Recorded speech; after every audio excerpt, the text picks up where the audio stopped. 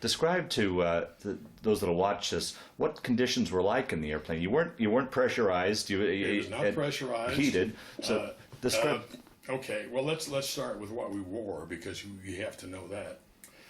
We started with a pair of wool of long johns. Over that we put wool ODs, and over that we put a poplin flight suit. And when we got into the aircraft itself, we put an electric heated suit over that, and then over that we put the the fleece-lined sheepskin. We pulled our shoes off and put on heated shoes and fleece-lined boots, and we would tie our GI shoes very tightly to our parachute harness.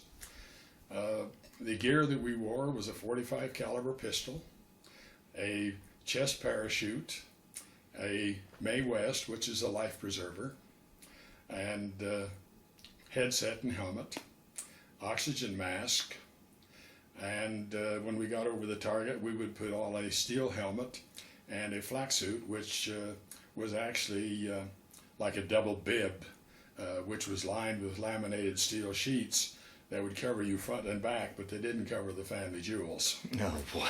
But altogether, we had close to 100 pounds of gear that we would wear going over the target. It must have been hard to move around. Were you a Waistgunner? I guess I didn't ask. I was a Waistgunner. Yeah. So you had to have some movement. Was that hard to move with all that on? Well, it was bulky, but you were still able to move. Okay. There was no place to sit, so you stood the entire mission. And you also recognize that when we hit the initial point, which was the point where you start your bomb run, and from the IP until the time you drop your bombs, the plane must fly straight, level, and at a constant speed. You cannot change anything, because the bombardier at that point is in control of the aircraft, and he is calculating at what point he needs to drop the bombs in order to hit the target. To do that, everything has to be constant. And so he has to know what the airspeed is, what the drift is, what your altitude is, the whole bit.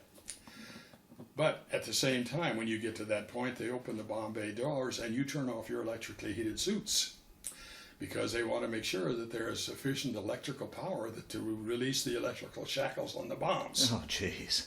So you got 190 mile an hour wind coming through the waist, and the only heat you have is residual heat in your clothing. And what I've read, it got as low as 45 to 60 below zero up there. Well, the thermometer we had was a dial thermometer, similar to what you would say a clock, and the zero on it would start at what would be roughly the 5 o'clock position on a watch, and as you rotated around, the 7 o'clock position would be zero. As you rotated around, the 5 o'clock position would be 60 below. And we have seen that needle go back over and hit zero. When we estimated, it was 80 below. Wow. But usually it was between 40 and 60 below. Hmm. Yes, it was cold.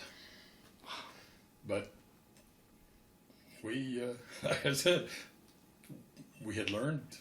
It was much colder over Europe, and particularly over the Alps, than it was any place here in the United States. Hmm. It was extremely cold over the Alps, and the Alps do extend into Austria and Hungary and the areas over there. So, does that answer your question? Yeah, yeah. So how many missions did you fly? Well, that's an interesting thing too, if I may digress a little. Sure. When I first went over, so many of our missions were very long. That is, they were over 750 miles, Yeah. or they would last more than 8 hours back and over and back. And so any of those extra long missions, they counted as 2 missions. And you had to have 50 missions to come home. Well, sometime in early 1945, they decided they couldn't spare the crews, and so they changed the rules. And they said, you no longer have to have 50 missions, you have to have 35 actual sorties, actual trips. So as it wound up, I had 30 sorties. But if I had converted it to missions, it was 54 missions. Wow.